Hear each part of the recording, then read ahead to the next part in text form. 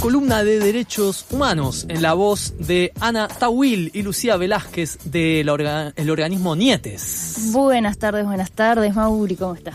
Bien, acá feliz de una nueva columna en la que me entusiasma llevarme el aprendizaje de cómo combatir al negacionismo.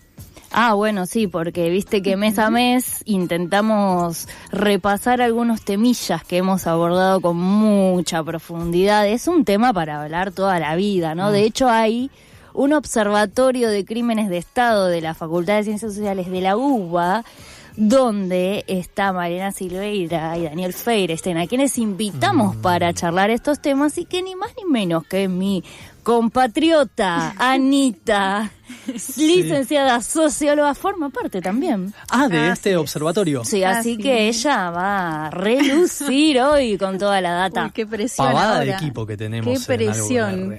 Presión total, pero bueno, No. sí, vamos a intentar reponer Impresión, amor. algunos puntos de lo que conversamos con Malena esa vez, lo más sintéticamente, para después hacer algún intercambio, un juego trajimos hoy. Sí, hoy trajimos un ello, juego. Así es. Bueno, un poco lo que charlamos esa vez con Malena, que ella es doctora en ciencias sociales, bueno, mi profesora además, y bueno. Es una todo, qué mujer mentora fantástica. La amamos. Sí, guía espiritual, como digo.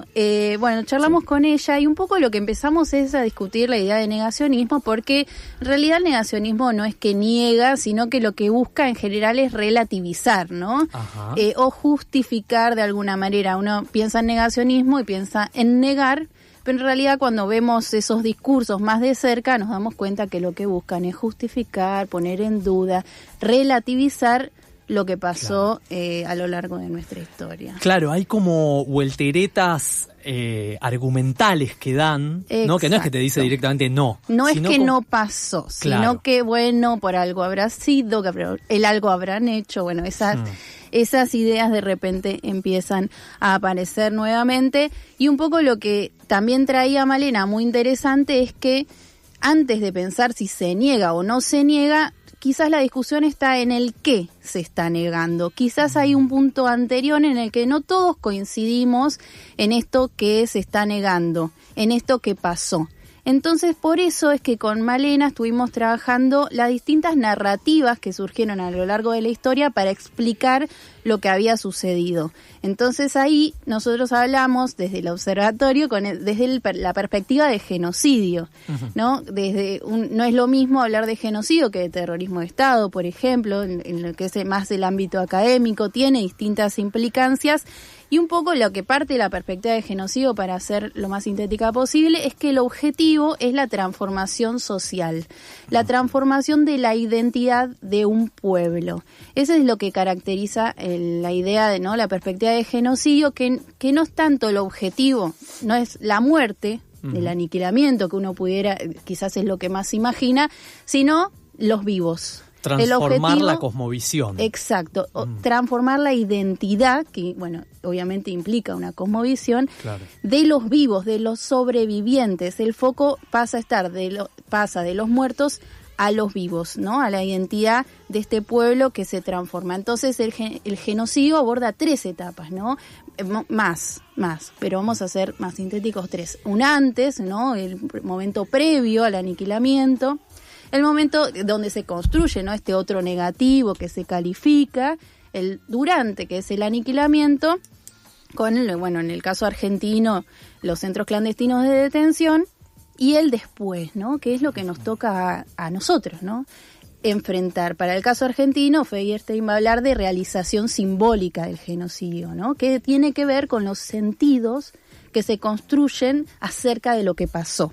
El genocidio se realiza simbólicamente cuando se logra imponer la perspectiva del perpetrador, la narrativa de los hechos del perpetrador. Entonces, de alguna manera, cuando discutimos esa narrativa que se quiso imponer de los hechos, estamos enfrentando la realización simbólica de ese genocidio. Una lucha de sentido por la versión de la historia, ¿no? Que siempre se dice, la historia la escriben los vencedores. Sí. Y me hace pensar también en Galeano, que tiene ese lindo texto que dice: mientras los leones no tengan a sus propios historiadores, las historias de cacería seguirán glorificando al cazador. ¿no? Y acá esta lucha en la Argentina ha adquirido especial referencia también para el mundo, ¿no? Sí, una lucha de sentido. Sí, totalmente. Yo creo eso.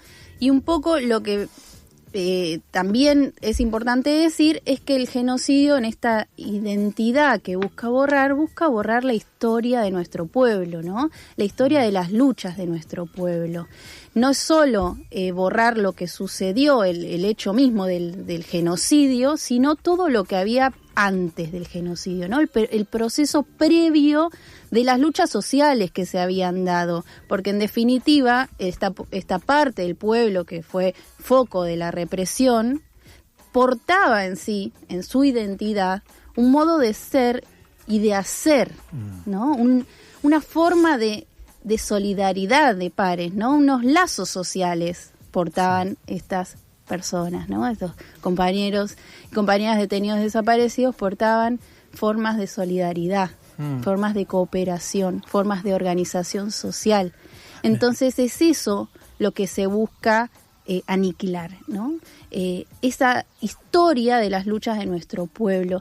Y algo que dice Malena es que los pueblos tienen como una mochila, ¿no? Bueno, las personas, ¿no? Van guardando en su mochila experiencias, ¿no? Experiencias de lucha, y que las generaciones, cuando reciben esa mochila, tienen la posibilidad de hacer un balance de esas experiencias. Es una recepción creativa. Tomar lo bueno, tomar lo que funcionó y descartar y ser críticos de la generación anterior. Lo que impide el genocidio es hacer ese balance crítico. Entonces, lo que sucede muchas veces es que agarramos esa mochila sin poder hacer un balance crítico y entonces queriendo imitar a esa generación de héroes que no pudimos de alguna manera quizás criticar un poco, ¿no? Nos quedamos sin la posibilidad en los 90, ¿no? En la generación de nuestros viejos, de hacer un balance que crítico también, ¿no? De qué funcionó, qué no, qué estuvo bien, qué no. Bueno, esa experiencia quedó ahí trunca, quedaron héroes, ¿no? Idealizados. Claro, que es también como una forma, digamos, de no abordar esa lectura activa. Exacto. Que es tan compleja y... Exactamente. Recuerdo a Rodolfo Walsh, ¿no? Que decía esto de como si el pueblo trabajador tuviese que reescribir desde cero cada lucha, porque se le niega la posibilidad de mantener una memoria colectiva. Entonces, que en aquellas generaciones sí estaba, ¿no? Había una tradición propiamente de clase que se reconocía en el cordobazo, se reconocía en aquello que había pasado como parte de esa misma línea histórica. Y ahí ese corte que se plantea desde el genocidio como un modo de cortar ese pasado. Entonces cada generación arranca de cero, mirando a los 70 de una forma quizás nostálgica, ¿no? Quizás idealizada, sintiéndose mal porque no somos esos, ¿no?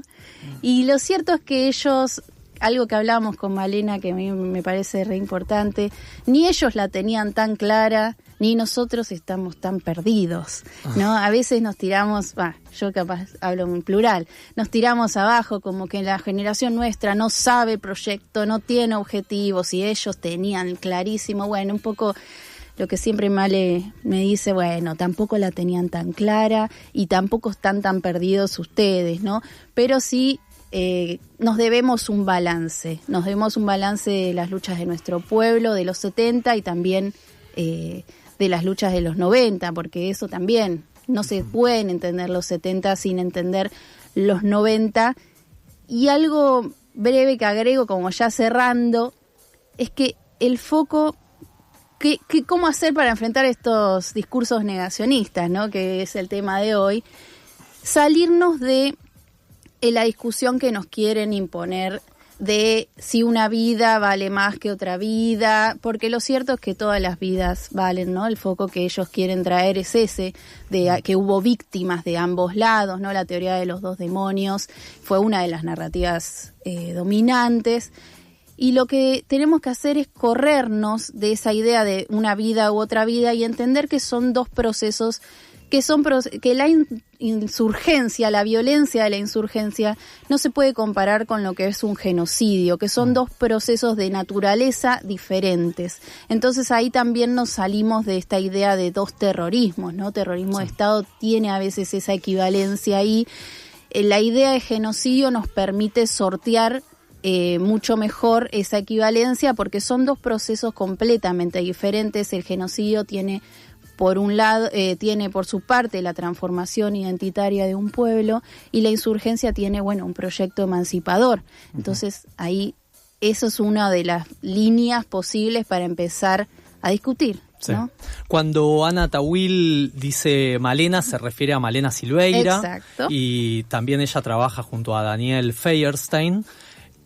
Para quien le interese ahondar en la información que se encuentra en la red, recuerdo también en algún texto de Daniel Feierstein que aborda desde el psicoanálisis, ¿no? También la temática, y dice, habla sobre la violencia que ejecuta aquel que debería cuidarte, ¿no? Como parte de esa confusión de, el Estado tiene la información, es quien debería hacer los juicios, pero es quien desaparece a las personas. Sí. No sé vos, Lu, a mí es como que me revolvió el cerebro todas estas cosas que dijo Ana. ¿Vos cómo te sentís? Yo me siento bárbara, porque ¿sabés lo que pasa? Que tiene todo que ver con lo que hablábamos en los programas anteriores. Esta transformación identitaria del pueblo como objetivo estratégico final del proceso de genocidio es posible mediante el uso planificado de la violencia, de la represión, de la violencia estatal, digamos, y de los crímenes de Estado. Sí. Es interesante lo que marca Ana de no confundir genocidio, que es un proceso social y político, con crímenes de Estado. Crímenes de Estado se pueden perpetuar en distintos momentos, en distintos procesos sociales. No es necesario un genocidio para que el Estado cometa crímenes. De hecho, existen crímenes de Estado bajo gobiernos constitucionales o postdictatoriales. En todos estos años podemos encontrar un montón, pero estamos hablando de un proceso más profundo, ¿no? Que implica esa transformación identitaria y que en procesos genocidas distintos también podría implicar una transformación territorial. Claro, hoy hablábamos más temprano de eso, justamente, el genocidio indígena. Exacto, el primer, como me gusta llamarlo a mí, el primer genocidio latinoamericano, ¿no? Que gracias a esa violencia fue posible la acumulación originaria para que se desarrolle la industria en Europa. Entonces es también necesario mirar el genocidio desde una perspectiva mundial, internacional. Siempre enmarcamos esto en lo que fue el proceso de Guerra Fría con su expresión en Argentina a partir del 55 con el bombardeo a Plaza de Mayo y la ejecución del Plan Cóndor en toda América Latina. Pero el juego que quería hacer, por supuesto, no es para nada divertido, claro, pero nosotros nos divertimos cada quien como puede. ¿Viste? Bueno, es que el humor negro tiene que estar para cuando hablamos de estas cosas. Yo decía, a ver, cuando ellos dicen memoria completa, Ana, ¿qué le decimos? ¿Qué le decimos? Que nosotros queremos la memoria completa. Ah, ¿sí? Sí. Incluso con los muertos guerrilleros. Sí, queremos hablar del proceso que dio lugar a ese conflicto, ¿no? El conflicto detrás de la violencia, y también queremos saber dónde están, ¿no? ¿Dónde están? Que si no eran 30.000, eran 11.000, 9.000, cada día se sabe menos. Queremos que se abran todos los archivos, ¿no? Para acceder a esa información que todavía a unos 50 años no pudimos obtener. Bueno, pero ustedes dicen que son 30.000, pero son 9, 10.000, más o menos. Y bueno, ahí está la cuestión perdón que me ría de tus caras, perdón. La audiencia no puede ver mis caras, pero... Sí. No, quiero que sepan que esta es la columna de Derechos Humanos con Lucía y con Ana, no es que se metió Victoria Videla Ruel, acá claro, es Lucía actuando. Sí, aclara. Radio, teatro... Pero bueno, contamos con archivos y información que dio cuenta de ese número estimativo, pero aún es una cifra, como decimos siempre, es una cifra abierta y necesitamos seguir investigando y que se abran los archivos en su completitud, si se quiere, para acceder a esa información y a ese número exacto esto, si pudiera existir.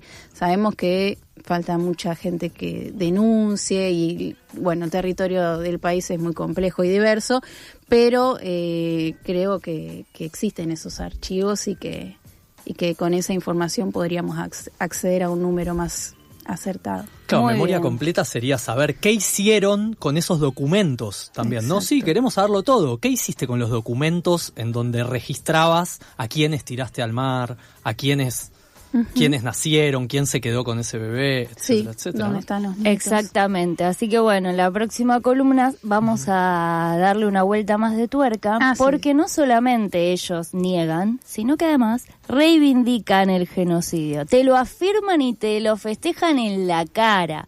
Así que bueno, vamos a profundizar un poquitito más el próximo mes, tomando otras palabras, esta vez de Daniel Feierstein. Sí. ¿Qué vamos a sumar a las que trajimos hoy, que fueron trabajadas gracias a Anita Tawil y Malena Silveira? Y con esto nos despedimos hasta el mes que viene. Por suerte tenemos un mes para la próxima columna de Derechos Humanos. Digo por suerte porque también es como, hay cosas que procesar, ¿eh? Mucha data. Se va con cierta, carga emocional. Tengo el cerebro un poquitito revuelto. Muchas gracias, Anita. Muchas gracias, Lucía. Gracias por revolver nuestros cerebros también, Mauri. Primero el individuo. Y en defensa del derecho a la vida. Política y otra cosa es ser político. Somos liberales. De la propiedad. Y después todo el resto. Está roto y no hay afuera. Hay algo con R. Recuperar lo roto, recuperar los retazos, coser los retazos, coser los rotos. Reutilizamos la mierda. Hay algo con R. En lo roto está la R.